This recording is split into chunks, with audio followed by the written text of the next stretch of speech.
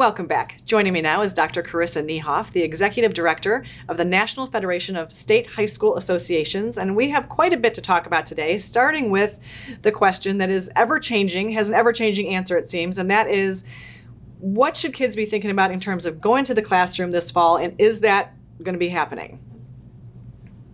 That's a great question. So what we're seeing nationally is really a mosaic of decisions. Certainly we know that in each individual state, the decisions that are made by the governors about re-engagement within the economy and going back to school are in combination with state health agencies and state departments of education. So we're really seeing town by town, county by county, state by state, very different decisions. And sometimes those decisions are changing on a daily basis based on the COVID contagion numbers. Yeah, we're actually seeing that in our county. It's changed several times and probably will again. But let's move to a different topic, a little bit different, but it still has to do with school kids, and that is the importance of sports and performing arts for the mental well-being of the students and how we can get back to those with safety measures this year. So it's extremely important that we pay attention not just to COVID and the very important precautions that we need to take as we re-engage in activity, but also look at the well-being of our kids.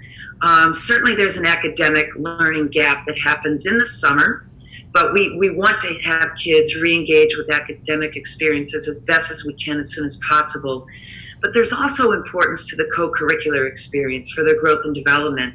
There's an important study that's coming out of Wisconsin that's looked at over 3,000 high school age kids, and they have self-reported an increase in depression, anxiety, feelings of disconnectedness and apathy because they've not been able to re-engage in activities. So even if it's virtual at first, we hope that coaches, leaders of co-curricular programs can connect with those kids so that they feel that sense of belonging that is a part of their overall school experience and their growth and development in these teenage years, which is so important. Right, absolutely. And so to that end, there are some preliminary results from a second round of Performing Arts Aerosol study that seem to be promising. Tell us a little bit about those results.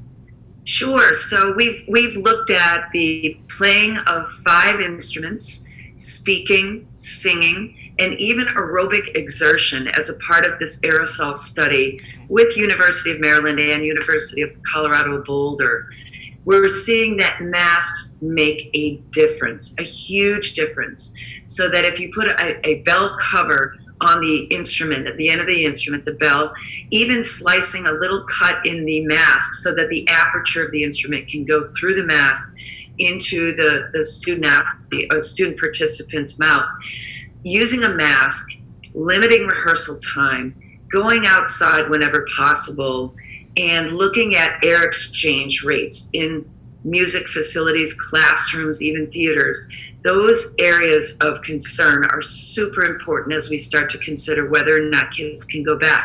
But what we're seeing is that when you use a mask, when you social distance, when you allow for breaks, after 30 minutes of rehearsal time, we can bring kids back to activity and greatly mitigate the risk in terms of the spread of aerosol as we engage with singing, speaking, band activities, and with aerobic exertion.